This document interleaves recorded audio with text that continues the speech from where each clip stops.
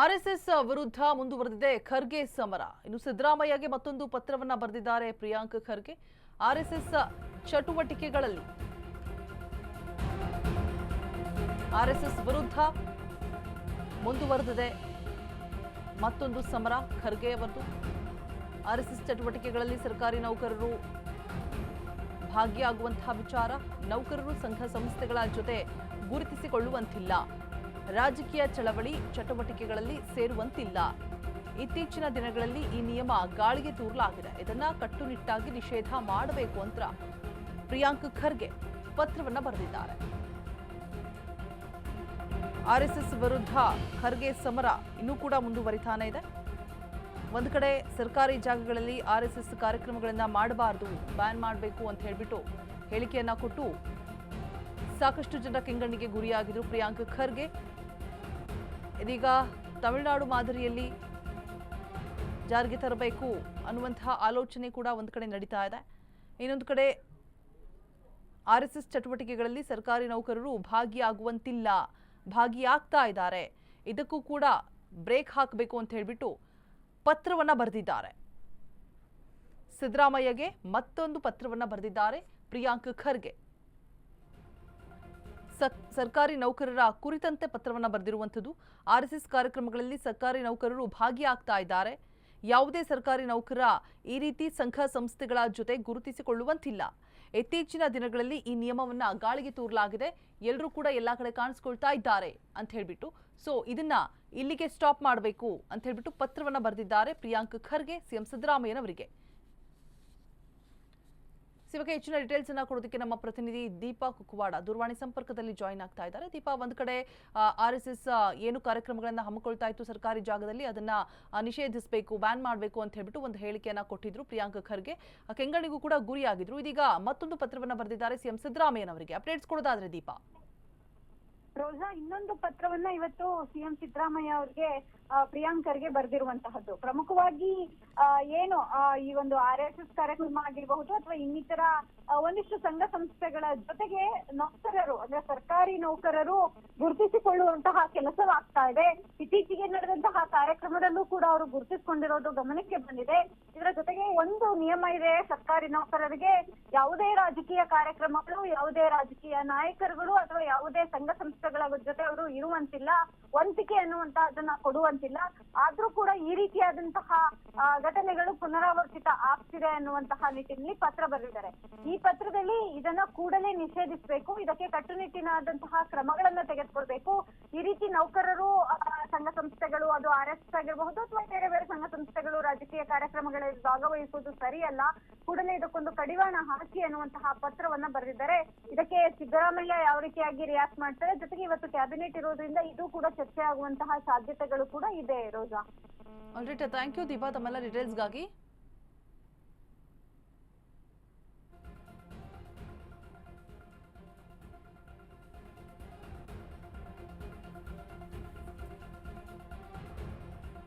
So Deepa ಹೇಳ್ತಾ ಇದ್ರು, ಒಂದು ರೀತಿಯಾಗಿ ಈ ಹಿಂದೆ ಆರ್ಎಸ್ಎಸ್ ಕಾರ್ಯಕ್ರಮಗಳನ್ನ ಬ್ಯಾನ್ ಮಾಡಬೇಕು ಅಂತ ಹೇಳಿ, ಅಂದರೆ ಸರ್ಕಾರಿ ಜಾಗಗಳಲ್ಲಿ ಮಾಡೋದನ್ನ ನಿಷೇಧಿಸಬೇಕು ಅಂತ ಹೇಳಿ ಸಾಕಷ್ಟು ಜನರ ಕೆಂಗಣ್ಣಿಗೆ ಗುರಿಯಾಗಿದ್ರು ಪ್ರಿಯಾಂಕ್ ಖರ್ಗೆ. ಇದೀಗ ಮತ್ತೊಂದು ಪತ್ರವನ್ನ ಬರೆದಿದ್ದಾರೆ ಸಿಎಂ ಸಿದ್ದರಾಮಯ್ಯನವರಿಗೆ. ತಮಿಳುನಾಡಿನ ಮಾದರಿಯನ್ನು ತರಬೇಕು, ಅಂದರೆ ಅಲ್ಲಿ ಯಾವುದೇ ಒಂದು ಕೆಲಸ ಕಾರ್ಯಗಳನ್ನ ಮಾಡಬೇಕು ಸರ್ಕಾರಿ ಜಾಗಗಳಲ್ಲಿ ಅಂತ ಹೇಳಿದ್ರೆ ಸಂಘ ಸಂಸ್ಥೆಗಳು, ಸಂಘಟನೆಗಳು ಆಗಿರಬಹುದು, ಅನುಮತಿ ಕಡ್ಡಾಯ ಆಗಿರುತ್ತೆ. ಸೊ ಒಂದು ಅನುಮತಿಯನ್ನು ಪಡೆದುಕೊಂಡು ಮಾಡಬೇಕು ಅನ್ನುವಂಥ ನಿಯಮವನ್ನು ಜಾರಿ ತರಬೇಕು ಅಂತ ಹೇಳ್ಬಿಟ್ಟು ಸಭೆಯಲ್ಲಿ ಚರ್ಚೆ ಆಗುವಂತಹ ಸಾಧ್ಯತೆಗಳು ಕೂಡ ಇದೆ. ಇನ್ನೊಂದು ಕಡೆ ಪತ್ರವನ್ನು ರವಾನೆ ಮಾಡಿರುವಂಥದ್ದು. ಮತ್ತೊಂದು, ರಾಜ್ಯದಲ್ಲಿ ಕಿಚ್ಚು ಹಚ್ಚಿದಂತಹ ಆರ್ಎಸ್ಎಸ್ ನಿರ್ಬಂಧ ಪ್ರಸ್ತಾಪ, ಕೆಲವೇ ಹೊತ್ತಲ್ಲಿ ಸಿಎಂ ನೇತೃತ್ವದಲ್ಲಿ ಹೈ ವೋಲ್ಟೇಜ್ ಸಭೆಯನ್ನು ನಡೆಸುವುದಕ್ಕೆ ಸಿದ್ಧತೆಯನ್ನು ಮಾಡಿಕೊಳ್ಳಲಾಗ್ತಾ ಇದೆ. ತಮಿಳುನಾಡು ಮಾದರಿ ಆರ್ಎಸ್ಎಸ್ಗೆ ಅಂಕುಶ ಆಗುವಂತಹ ಸಾಧ್ಯತೆಗಳು ಇದೆಯಾ? ಆರ್ಎಸ್ಎಸ್ ನಿರ್ಬಂಧಕ್ಕೆ ಸಜ್ಜಾಗ್ತಾ ಇದೆಯಾ? ಇದೀಗ ಕೈ ಸರ್ಕಾರ. ಹೈ ವೋಲ್ಟೇಜ್ ಮೀಟಿಂಗ್ ನಡೆಯುತ್ತೆ ಇನ್ನ ಕೆಲವೇ ಹೊತ್ತಲ್ಲಿ. ಸೂಕ್ಷ್ಮ ಪ್ರದೇಶ, ಸರ್ಕಾರದ ಸ್ಥಳಗಳಲ್ಲಿ ನಿರ್ಬಂಧ ಮಾಡುವುದು ಫಿಕ್ಸಾ? ಸಚಿವ ಖರ್ಗೆ ಪತ್ರದ ಬಗ್ಗೆ ಸಂಪುಟ ಸಭೆಯಲ್ಲಿ ಚರ್ಚೆ ನಡೆಯುವಂತಹ ಸಾಧ್ಯತೆಗಳು ಇದೆ ಅಂತ ಹೇಳಲಾಗ್ತಾ ಇದೆ. ಇವತ್ತಿನ ಕ್ಯಾಬಿನೆಟ್ ಮೀಟಿಂಗ್ನಲ್ಲಿ ಈ ವಿಚಾರದ ಬಗ್ಗೆ ಚರ್ಚೆ ಆಗುವಂತಹ ಸಾಧ್ಯತೆ ಇದೆ. ಹೈ ವೋಲ್ಟೇಜ್ ಮೀಟಿಂಗ್ ನಡೆಯುತ್ತೆ. ಆಲ್ರೆಡಿ ಪ್ರಿಯಾಂಕ್ ಖರ್ಗೆ ಮತ್ತೊಂದು ಪತ್ರವನ್ನ ರವಾನೆ ಮಾಡಿದ್ದಾರೆ. ಸರ್ಕಾರಿ ನೌಕರರು RSS ಕಾರ್ಯಕ್ರಮಗಳಲ್ಲಿ ಭಾಗಿಯಾಗ್ತಾ ಇದ್ದಾರೆ ಸಂಘಟನೆಯಲ್ಲಿ, ಸೊ ಕಾಣಿಸ್ಕೊಳ್ಬಾರ್ದು. ಈಗ ಆಲ್ರೆಡಿ ರೂಲ್ಸ್ ಇತ್ತು, ಬಟ್ ಯಾರು ಕೂಡ ಫಾಲೋ ಮಾಡ್ತಿಲ್ಲ, ಗಾಳಿಗೆ ತೂರಲಾಗಿದೆ. ಅದೆಲ್ಲದಕ್ಕೂ ಕೂಡ ಬ್ರೇಕ್ ಹಾಕಬೇಕು ಅಂತ ಹೇಳ್ಬಿಟ್ಟು ಸಿಎಂ ಸಿದ್ದರಾಮಯ್ಯನವರಿಗೆ ಪ್ರಿಯಾಂಕ್ ಖರ್ಗೆ ಪತ್ರವನ್ನ ಬರೆದಿದ್ದಾರೆ. ಇದೀಗ ಹೈ ವೋಲ್ಟೇಜ್ ಮೀಟಿಂಗ್ ನಡೆಯೋದಕ್ಕೆ ಪ್ಲಾನಿಂಗ್ ನಡೆಸಲಾಗ್ತಾ ಇದೆ. ಕೆಲವೇ ಹೊತ್ತಲ್ಲಿ ಸಭೆ ಕೂಡ ಆರಂಭ ಆಗುತ್ತೆ ಸಿಎಂ ಸಿದ್ದರಾಮಯ್ಯನವರ ನೇತೃತ್ವದಲ್ಲಿ. ಸೊ ಅಲ್ಲಿ ಈ ಎಲ್ಲಾ ವಿಚಾರಗಳ ಬಗ್ಗೆ ಚರ್ಚೆ ಆಗುವಂತಹ ಸಾಧ್ಯತೆಗಳಿದೆ. ಇಂದಿನ ಕ್ಯಾಬಿನೆಟ್ನಲ್ಲಿ ಕಾನೂನು ತರುವ ಬಗ್ಗೆ ಚರ್ಚೆ ಸಾಧ್ಯತೆ, ಕಡಿವಾಣ ಹಾಕೋಕೆ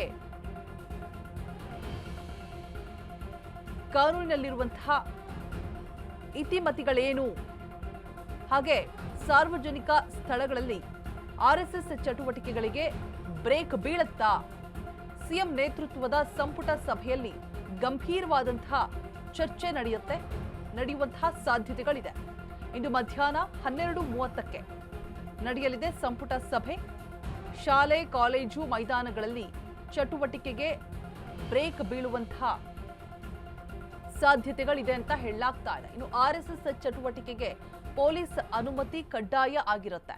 ತಮಿಳುನಾಡು ಕಾನೂನು ಬಗ್ಗೆ ಈಗ ಆಲ್ರೆಡಿ ಅಧ್ಯಯನ ಕೂಡ ಮಾಡಲಾಗಿರುವಂಥದ್ದು. ಸರ್ಕಾರಕ್ಕೆ ವರದಿಯನ್ನ ಸಲ್ಲಿಸಿದ್ದಾರೆ CS ಶಾಲಿನಿ ರಜನೀಶ್. ವರದಿ ಮೇಲೆ ಸಚಿವ ಸಂಪುಟದಲ್ಲಿ ನಿರ್ಬಂಧ ಚರ್ಚೆ ಕೂಡ ಸಾಧ್ಯತೆ ಇದೆ ಅಂತ ಹೇಳಲಾಗ್ತಾ ಇದೆ. ಕ್ಯಾಬಿನೆಟ್ ಮೀಟಿಂಗ್ನಲ್ಲಿ ಮಹತ್ತರ ಬೆಳವಣಿಗೆಗಳಾಗಬಹುದು.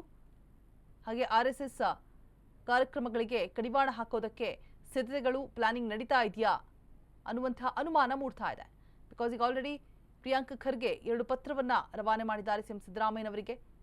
ಒಂದು, ಸರ್ಕಾರಿ ಜಾಗಗಳಲ್ಲಿ ಯಾವುದೇ ರೀತಿಯಾದಂತಹ ಕಾರ್ಯಕ್ರಮಗಳನ್ನ ಮಾಡಬಾರದು, ತಮಿಳುನಾಡಿನ ಮಾದರಿಯ ಅಂಕುಶ ಏನಾದರೂ ಇಲ್ಲಿ ಫಿಕ್ಸ್ ಆಗತ್ತಾ ಕಾದು ನೋಡಬೇಕಾಗಿದೆ. ಆ್ಯಂಡ್ ಮತ್ತೊಂದು ಪತ್ರ, ಸರ್ಕಾರಿ ನೌಕರರು ಈ ಒಂದು ಕಾರ್ಯಕ್ರಮಗಳಲ್ಲಿ ಭಾಗಿಯಾಗ್ತಾ ಇರುವಂಥದ್ದು ಕಾಣಿಸ್ಕೊಳ್ಬಾರ್ದು ಅಂತ ಹೇಳ್ಬಿಟ್ಟು ರೂಲ್ಸ್ ಇದ್ರೂ ಕೂಡ ಎಲ್ಲಾ ರೂಲ್ಸ್ಗಳನ್ನು ಗಾಳಿಗೆ ತೂರಿ ಸರ್ಕಾರಿ ನೌಕರರು ಈ ಕಾರ್ಯಕ್ರಮಗಳಲ್ಲಿ ಭಾಗಿಯಾಗ್ತಾ ಇರುವಂಥದ್ದು. ಸೊ ಇದಕ್ಕೂ ಕೂಡ ಬ್ರೇಕ್ ಹಾಕಬೇಕು ಅಂತ ಹೇಳ್ಬಿಟ್ಟು ಪ್ರಿಯಾಂಕ್ ಖರ್ಗೆ ಪತ್ರವನ್ನ ಬರೆದಿದ್ದಾರೆ ಸಿಎಂ ಸಿದ್ದರಾಮಯ್ಯನವರಿಗೆ. ಹಾಗೆ ಬೆದರಿಕೆಯ ಕರೆಗಳು ಬರ್ತಾ ಇದೆ ಅಂತ ಕೂಡ ಈ ಹಿಂದೆ ಪ್ರಿಯಾಂಕ್ ಖರ್ಗೆ ಹೇಳ್ಕೊಂಡಿದ್ರು. ಯಾವಾಗ RSS ವಿಚಾರ ಪ್ರಸ್ತಾಪ ಆಯಿತು, RSS ಕಾರ್ಯಕ್ರಮಗಳಿಗೆ ಪೂರ್ವ ಅನುಮತಿ ಅಂಥದ್ದು ಕಡ್ಡಾಯವಾಗಿರುತ್ತೆ. ಸೊ ಎಲ್ಲ ವಿಚಾರಗಳನ್ನ ಯಾವಾಗ ಪ್ರಸ್ತಾಪ ಮಾಡಿದ್ರು, ಅದಾದ ನಂತರ ಪ್ರಿಯಾಂಕ್ ಖರ್ಗೆ ಅವರಿಗೆ ಬೆದರಿಕೆ ಕರೆಗಳು ಕೂಡ ಬಂತು ಅಂತ ಹೇಳಲಾಗಿತ್ತು. ಈ ಬಗ್ಗೆ ಹೆಚ್ಚಿನ ಮಾಹಿತಿಯನ್ನು ಕೊಡೋದಕ್ಕೆ ದೀಪಾ ಕುಕ್ಕುವಾಡ ದೂರವಾಣಿ ಸಂಪರ್ಕದಲ್ಲಿ ಜಾಯಿನ್ ಆಗ್ತಾ ಇದ್ದಾರೆ. ದೀಪಾ, ಹೈ ವೋಲ್ಟೇಜ್ ಮೀಟಿಂಗ್ 12:30ಕ್ಕೆ ನಡೆಯುತ್ತೆ. ಸೊ ಏನೆಲ್ಲ ಡಿಸಿಷನ್ಸ್ ತೆಗೆದುಕೊಳ್ಳಬಹುದು, ಅಂದ್ರೆ ಕಾನೂನಿನ ಅಂಡರಲ್ಲಿ ಏನೆಲ್ಲ ಉಲ್ಲಂಘನೆ ಆಗಬಹುದು ಅಂತ ಹೇಳ್ಬಿಟ್ಟು RSS ಕಾರ್ಯಕ್ರಮಗಳನ್ನ ಸರ್ಕಾರಿ ಜಾಗಗಳಲ್ಲಿ ನಡೆಸಬಾರದು ಒಂದ್ ಕಡೆ, ಆದ್ರೆ ಮತ್ತೊಂದು ಕಡೆ ಪ್ರಿಯಾಂಕ್ ಖರ್ಗೆ ಪತ್ರವನ್ನ ಬರೆದಿದ್ದಾರೆ. ಸರ್ಕಾರಿ ನೌಕರರು ಇದರಲ್ಲಿ ಭಾಗಿಯಾಗ್ತಾ ಇದ್ದಾರೆ, ರೂಲ್ಸ್ನೆಲ್ಲ ಗಾಳಿಗೆ ತೂರಿ ಅಂತ ಹೇಳ್ಬಿಟ್ಟು.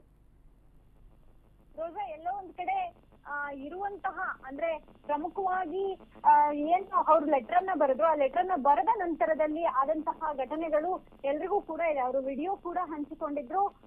ಜೊತೆಗೆ ಯಾವ ರೀತಿಯಾಗಿ ಅದನ್ನ ಬ್ಯಾನ್ ಮಾಡ್ಬೇಕು ಅನ್ನುವಂತಹ ನಿಟ್ಟಿನಲ್ಲಿ, ಅಂದ್ರೆ ಅವರ ಚಟುವಟಿಕೆಗಳನ್ನ ಬ್ಯಾನ್ ಮಾಡ್ಬೇಕು ಅನ್ನುವಂತಹ ನಿಟ್ಟಿನಲ್ಲಿ ಒಂದಿಷ್ಟು ಕ್ರಮಗಳನ್ನ ತೆಗೆದುಕೊಳ್ಳಲಾಗಿತ್ತು. ಆ ಸಂಬಂಧ ಇವತ್ತು ಕ್ಯಾಬಿನೆಟ್ ಮೀಟಿಂಗ್ ಅಲ್ಲೂ ಕೂಡ ಒಂದಿಷ್ಟು ಚರ್ಚೆ ಆಗುವಂತಹ ಸಾಧ್ಯತೆ ಇದೆ. ಬೇರೆ ಬೇರೆ ರಾಜ್ಯಗಳಲ್ಲಿ ಯಾವ ರೀತಿಯಾಗಿ ಇದೆ ಅನ್ನೋದನ್ನ ತಿಳ್ಕೊಳ್ಳೋದಕ್ಕೆ, ಜೊತೆಗೆ ಬೇರೆ ಬೇರೆ ರಾಜ್ಯದಲ್ಲಿ ಯಾವೆಲ್ಲ ಕ್ರಮ ವಹಿಸಿದ್ದಾರೆ ಅನ್ನುವಂತಹದನ್ನ ತಿಳ್ಕೊಳ್ಳೋದಕ್ಕೆ ಒಂದಿಷ್ಟು ಇವತ್ತಿನ ಕ್ಯಾಬಿನೆಟ್ ಸಭೆಯಲ್ಲಿ ಚರ್ಚೆ ಆಗುವಂತಹ ಸಾಧ್ಯತೆಗಳು ಕೂಡ ಇದೆ. ರೋಜಾ, ಆಲ್ರೈಟ್, ಥ್ಯಾಂಕ್ ಯು ದೀಪಾ ತಮ್ಮೆಲ್ಲ ಡೀಟೇಲ್ಸ್ಗಾಗಿ.